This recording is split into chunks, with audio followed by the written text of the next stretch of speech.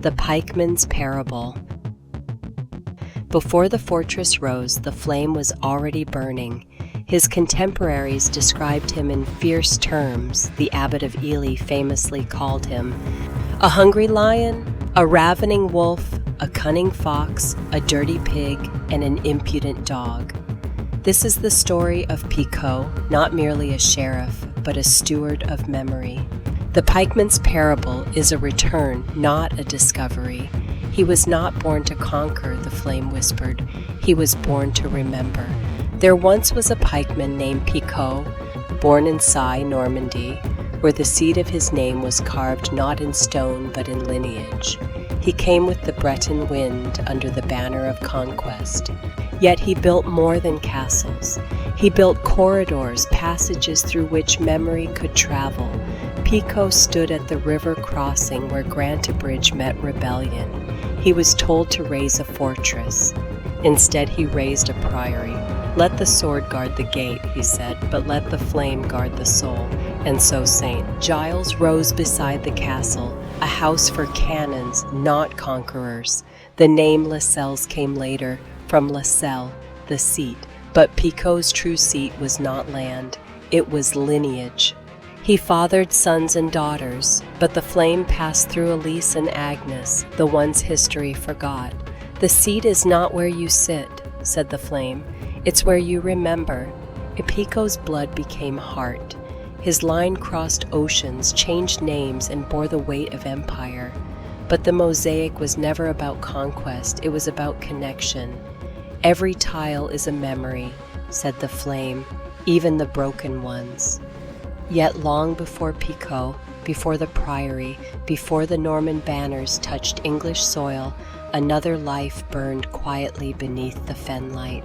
There was once a young man, Oakington 6, who lived in the 6th century, when the world was smaller and the seasons were the only calendar.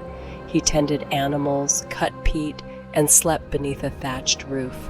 His people were a weaving of old Britons and new settlers, a community in transition carrying the ancient maternal lines of the land. He died young, he was buried with care, and the earth closed over him.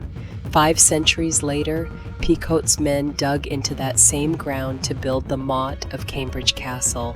They did not know they were cutting through a cemetery.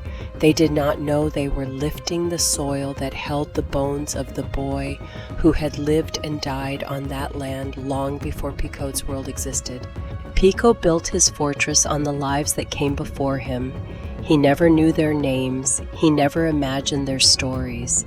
He never guessed that one of them was kin to the future of his own bloodline.